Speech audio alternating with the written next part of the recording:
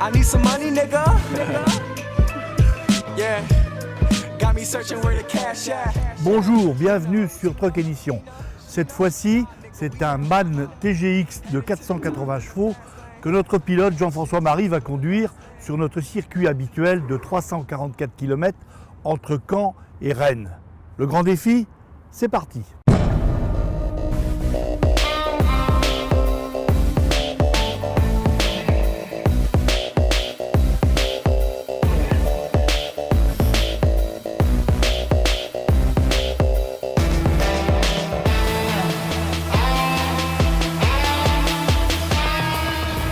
Bien, nous voici à bord de ce MAN TGX avec, comme d'habitude, Jean-François au volant. Bonjour Jean-François, tu vas bien? Salut André, ça va et toi? Bon. Alors, ce camion, est-ce que tu le connais? Oui, j'ai déjà utilisé ce type de camion, on va dire. Qu'est-ce que tu penses de son aspect? Parce que c'est une cabine quand même qui date un petit peu. La cellule de base n'est pas d'hier. Alors la cellule de base, elle est de 2001. Mais là, on est sur une version Efficient 2. C'est une cabine qui a été restylée quand MAN a proposé sa version Euro 6.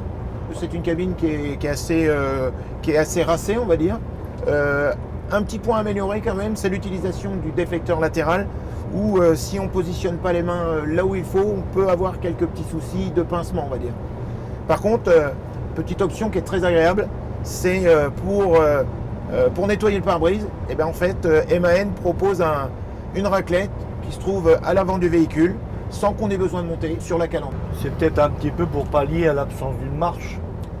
Peut-être, mais ça n'empêche que ça a quand même un côté très pratique puisque c'est simple d'utilisation.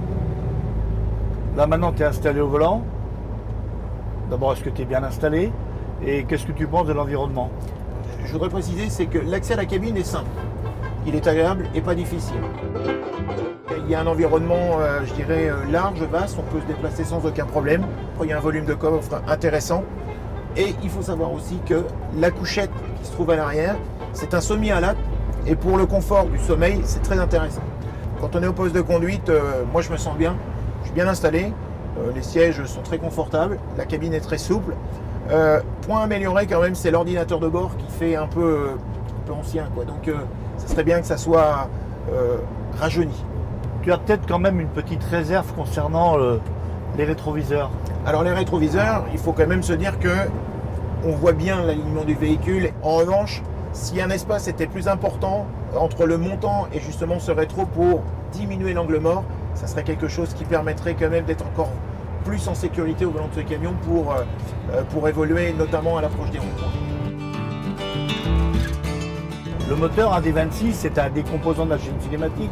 En effet, c'est la nouvelle génération Euro 6. C'est un moteur de 480 chevaux qui fait 12 litres 4 de cylindrée. Donc 2300 Newton de couple, pouvant aller jusqu'à 2500 Newton, c'est ce qu'on appelle le top torque. Et il est accouplé donc à une boîte de vitesse robotisée de marque ZF, qui elle est reliée à un pont de 2,53. Tout ça posé sur des pneus de taille 70 de marque Continental. Cette chaîne cinématique, telle qu'elle est assemblée, les éléments tels qu'ils ont été choisis, correspondent bien à ce que nous faisons actuellement, c'est-à-dire un transport, disons, normal. Absolument. Je rappelle qu'on a une remorque qui est derrière attractée, qui pèse en poids réel 29 tonnes 780 et que la chaîne cinématique du véhicule ici est vraiment très équilibrée, donc elle supporte complètement le test qu'on fait, quoi. Et la boîte de vitesse? Alors la boîte de vitesse sur des parcours conventionnels, je dirais que ça se passe très très bien. Par contre, peut-être qu'elle devrait avoir une analyse un petit peu plus précise au niveau de la réactivité lors des approches de rond-point. D'accord. Globalement, la boîte ZF, il y a une amélioration qui lui a été apportée dans le cadre du passage des rapports. On s'aperçoit aussi qu'avec l'aide à la conduite qu'on appelle sur le MAN l'Efficient Cruise, la boîte de vitesse réagit complètement de façon optimale avec justement ce dispositif qui permet de détecter la topographie. En conduite complètement automatique, la gestion de l'Efficient Roll a l'air aussi de donner de satisfaction. Absolument. L'Efficient Roll avec l'Efficient Cruise fonctionne très bien.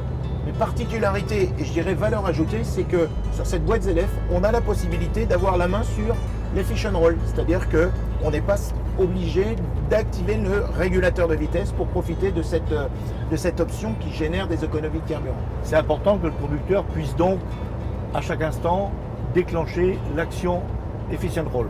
C'est un point particulier de chez MAN puisque jusqu'à présent, tous les véhicules qu'on a pu essayer équipés d'une boîte ZF n'avaient pas cette possibilité d'avoir la main sur la partie Efficient Roll. Ça aura forcément une incidence sur la consommation. Ah oui, ben c'est clair, c'est l'énergie gratuite, donc qui dit gratuit, ça permet d'économiser du carburant.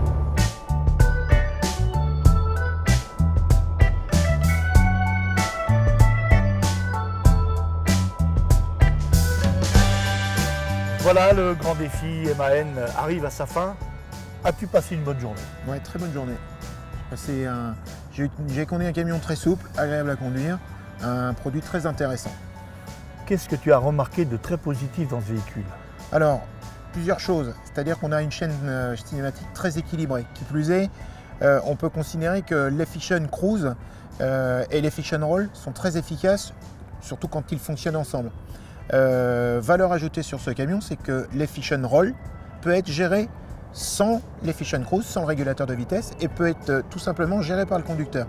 Et ça, c'est quelque chose qui fonctionne bien, c'est efficace et c'est abouti. Le confort intérieur, qu'est-ce que tu peux faire comme remarque, ou tout au moins, qu'est-ce qu'on pourrait améliorer? Parce que ça date un petit peu tout ça. Alors, si on devait apporter quelque chose, si on devait améliorer quelque chose, c'est donner un petit coup de relooker la console de bord, c'est-à-dire l'ordinateur de bord qui, lui, est un petit peu ancien, on va dire, mais aussi la planche de bord qui mériterait peut-être Un retour.